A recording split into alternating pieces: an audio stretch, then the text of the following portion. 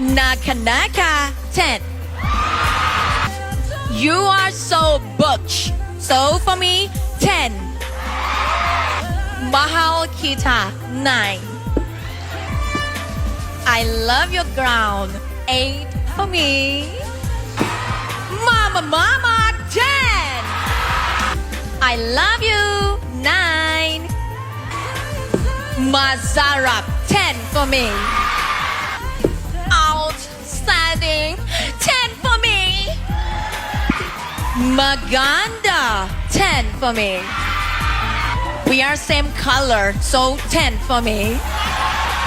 I love your eyes, I love your energy, I love everything on you, so 10 for me. Never forget your worth.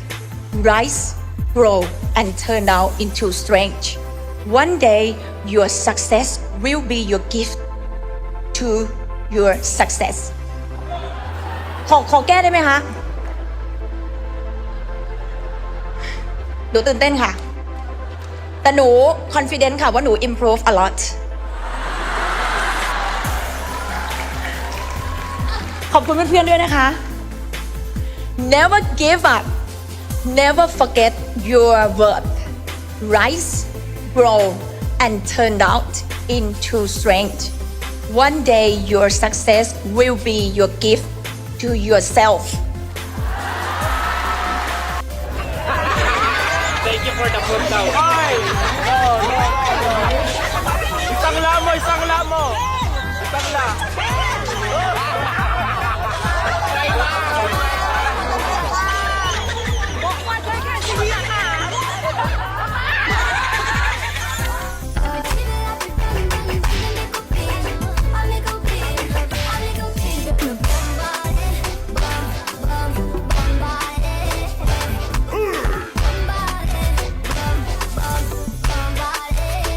So atin pong napanood at narinig itong isa sa mga highlight kagabi ng Coronation Night ng Reyna Filipinas 2026 na si Gatchabel yung first runner-up dito sa Miss Grand 2025. So isa sa mga kinagigiliwan ng ating mga netizen at ng mga tao dito sa social media at in fact ngayon ay kumakalat na yung kanyang mga reels, yung kanyang mga short videos dito sa mga social media platform dahil marami ang mga naaliw dito sa kanyang especially doon sa paraan or sa way ng pagbibigay ng score ni Gatchabel sa mga delegates ng Reyna Filipinas. So energetic, very enthusiastic at napakataas ng energy, ng confidence itong si Gatchabel kahit pa medyo nakalimutan niya yung kanyang sasabihin doon sa kanyang speech dito sa finals ng Reyna Filipinas. So marami ang mga natutuwa sa kanya mga kapolitika kasi ilang beses na nga pabalik-balik dito sa Pilipinas itong Thai Beauty Queen kung saan ay nagkaroon na rin siya ng iba't ibang mga projects dito sa Pilipinas. So masasabi natin mga kapolitika na talagang napamahal na rin si Gatchabel sa mga Pinoy dahil kasama siya lagi ni Emma Tiglao dito sa mga projects, sa mga tour at sa iba't ibang mga activities. So si Gatchabel ay talagang kuhang-kuha niya rin yung kiliti na mga Filipino supporters dito sa kanyang pagkapanalo bilang first runner-up sa Miss Grand dahil we believe na talagang deserve niya rin sa kanyang very humble rin na tao itong si Gatchabel, mabait at marunong makisama. Okay? At napaka hardworking nitong nanalo na first runner-up sa Miss Grand 2025.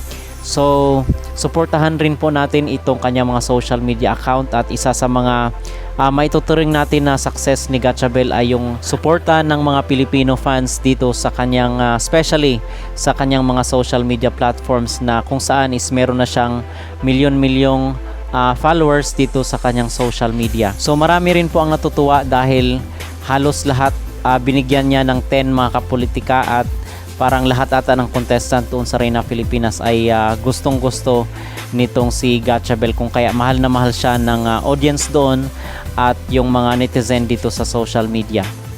At mula po dito kay Gatchabel is pag-uusapan na rin po natin yung overall na production ng Reyna Filipinas dahil positibo nga po yung naging opinion ng ating mga netizen yung kailang reaksyon dito sa katatapos lang na beauty pageant competition led by Jojo Bragais. At in fact ay marami nga po ang bumati at nag-congratulate dito kay Jojo Bragais sa napakatagumpay na first edition ng Reyna Filipinas. So ito ay isa lamang sa mga libo-libong reaksyon dito sa social media kung saan is nakita natin sa groups mga kapolitika. So ito yung sinabi ng ating netizen. Thoughts about Reyna Filipinas, the pageant of the year. Ito yung pageant na hindi boring from start to finish. Every girls were given highlights plus lahat na bigyan ng chance sa stage. The transparency is superb. Perfect 10 for me. Alam mo yung hindi ma-feel ng girl na madaya siya or dayain ng result because she knows her score. On time, pag 7 talaga mag-start. Marunong rumespeto sa time ng mga dumadalo. Inaugural pa lang, pero sila mismo nag-fill out ng kakulangan ng ALV at Empire 4 years already. Hosting is on the next level. Papanawat, baka naman ibigay mo na kay Joy at Sian ang hosting sa MJ All-Stars Season 2. So ito yung ilan lamang mga kapolitika sa comment ng ating netizen kung saan sila ay natutuwa dito sa production, sa hosting, sa effects at sa highlights ng mga delegates sa Reyna Filipinas. Talagang lahat ay nabigyan ng pagkakataon na magkaroon ng exposure plus yung ano dito 'di ba yung kanilang transparency sa kanilang judge. Kasi makikita natin yung mga live scoring kung saan is sinasabi mismo ng mga hurado yung kanilang magiging score. Although siguro merong mga nag-iisip na baka natimbrihan na yung mga judges kung sino yung ipapanalo nila or sino yung dapat nabigyan nila ng mataas na score para yung outcome sa final is fit doon sa gusto ng organization. Pero dito kasi mga kapolitika is nakikita naman natin yung mga judges mismo nagsasalita. At batay din doon sa mga netizen is tama lang din naman yung mga score na binibigay ng mga hurado dito sa mga finalists ng Reyna Filipinas. So gusto ko yung portion kung saan is tinatanong yung mga judge, sana is gayahin ito ng ibang mga beauty pageant competition for the sake of transparency at maiwasan na yung mga issue ng luto-luto, most especially dito sa Miss Universe. So I hope na i-adapt nila itong mga best practices dito sa Miss Grand at dito sa Reyna Filipinas. So doon sa live ng Reyna Filipinas kagabi, I believe na umabot mga kapolitika ng almost 200k yung live viewers doon sa kanilang video sa YouTube sa Bragais TV. So aside pa ito doon sa mga reels, sa mga short videos dito sa iba't ibang mga social media platform, pero doon mismo sa Bragais TV sa YouTube is umabot ng almost 200k yung concurring or current na viewers ng Reyna Filipinas doon sa kailang live. At yung after 24 hours is umabot siya ng more than 1 million na yung total views ng mga pageant netizen dito sa kailang YouTube channel.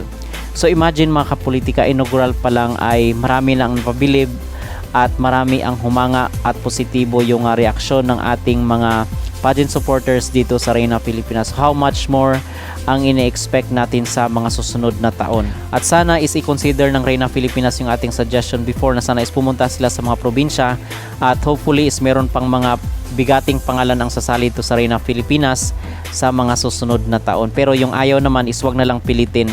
Diba kasi merong iba na ayaw nilang sumali at parang nagpapapresyo pa mga kapolitika. So wag na lang natin pong pilitin yung mga ganoong mga beauty queens na kunwari isasali sila, nagpapaingay lang pala ng pangalan, diba? So yun po, at we are hoping for the success of this Reyna Filipinas Beauty Pageant Competition. So kung kayo po ang tatanungin mga kapolitika, ano po ang inyong masasabi o reaction dito sa overall production ng Reyna Filipinas First Edition? So narito naman po ang video ni Sir Nawat mga kapolitika bago nagsimula yung Reyna Filipinas Grand Coronation kagabi, kung saan is ini-expect niya na maging successful itong kanilang beauty pageant competition para ngayong taon. Jojo production. Yes, I like it. I like it. A lot of it's similar style. The side picking by the theater. Okay, it's not too much big, too much wide. But it's okay. I think you will love it. Believe me, you will love it because of we invest a lot in on behalf of our advice, and I bring some team from Thailand as well. I believe that you will enjoy 100%, especially like the music is very good music. Yeah, I can say that. Okay. What qualities do you think a candidate needs to win Miss Grand Philippines and MGIS? Oh, I can say that 21 candidates, they are so beautiful. 80% so beautiful. Maybe a little more, maybe she's always beautiful, but different style. But I know the Philippine beauty fans, they like what style they want, but all of them are the best. Yeah, because they have a lot of trainers or like a professional, and so many beauty queens around them, all of them. Now we just finished to watching them last rehearsal, and they do another rehearsal after dinner again. They are so perfect, like a very super professional walking. Yeah. What are your expectation for the entire event tour? Expectation is I would like to get something new for the beauty pageant of Filipinas. Yeah, because of we don't want to compare with others, because I respect everyone. I respect Miss Universe, I respect Miss Earth, I respect even Arnold or everyone. Yes, because of the beauty pageant is not so big industry. We can working together. We can say every name because of we are the same region of the beauty pageant. So for tomorrow night, maybe another chapter of beauty pageant industry in Philippines. That's I hope so. Can you invite again the netizens? Okay, don't forget to watching start from 7 p.m. and if you want to watching by your eyes, I don't know yet because I heard the ticket all sold out, but you can find in the system or maybe you can stand by in front of the theater tomorrow start from maybe 5:30 is good time to stand by to find the ticket. See you there. Okay, thank you